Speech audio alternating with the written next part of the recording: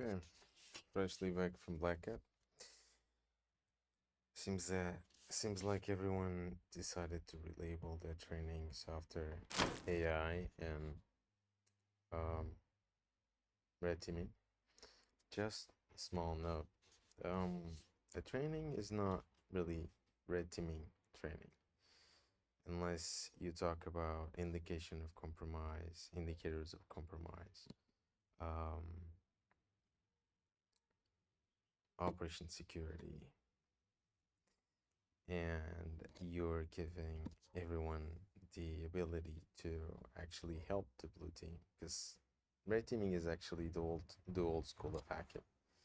When before pen testers became human vulnerability scanners and started disabling APs and whatnot. So the main goal is to help the defense. If you're not providing any of those things, that's not red teaming.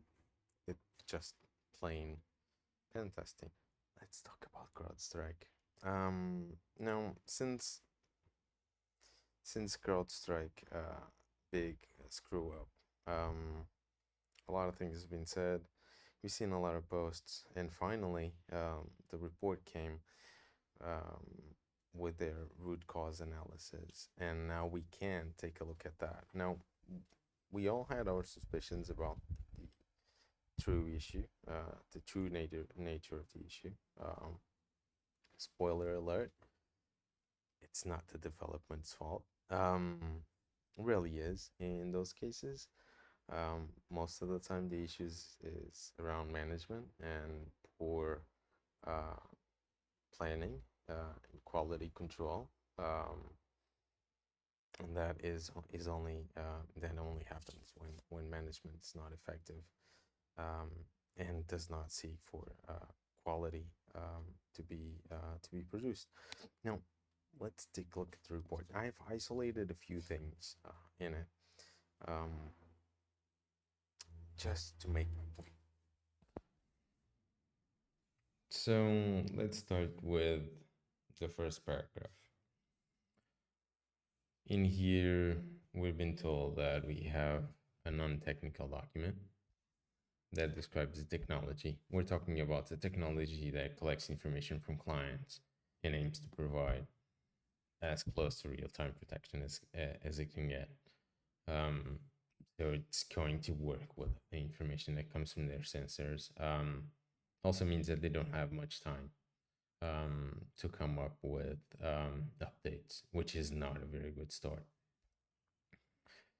Then they start to describe in a high level the technology, and they describe it with being a graph-based store with information that is going to be used to um, find malicious behavior and indications of compromise. So essentially, all the ingredients of um, a single case of an attack being loaded into memory. So we have a collection of these in files, I would say, that is going to be they're going to eventually be loaded, and this is the behavior analysis and heuristics they talk about. How that AI capabilities come into the picture is unknown, but I will also say that you have everything you need to create your sensor without AI already. So that's essentially a buzzword in the report at this point. Regular expression engine also to be expected, since we're talking about, otherwise this would be fairly limited. Then they start to zoom on the issue at heart. So a new feature was implemented, was deployed to clients. It is an IPC template type, essentially a structure that defines this new feature that you're trying to put out. And they also mentioned how their how engaged they are with their standards with quality and quality control. We all know what that means by now. So this is the juicy details here when they start to highlight how the issue, um, where the issue was. So there's an array with 21 positions.